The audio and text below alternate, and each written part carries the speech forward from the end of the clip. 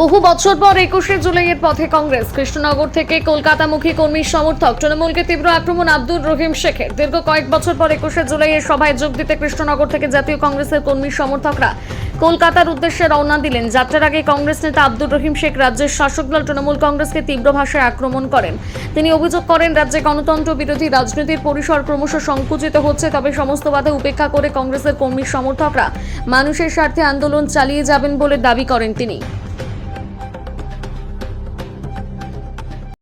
21শে জুলাই কংগ্রেসের শহীদের রক্তে রাঙানো রাজপথ।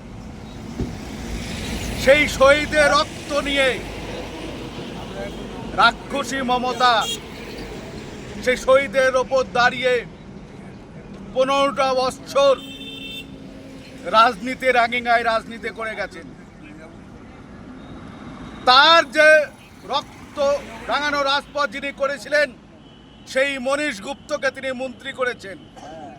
একদিকে শহীদদের পরিবারবর্গকে তুলে এনে রাজপথে নৃত্য অনুষ্ঠান করেছেন, আর একদিকে যিনি হত্যাকারী, সেই হত্যাকারীকে রাজ সিংহাসনে বসিয়েছেন।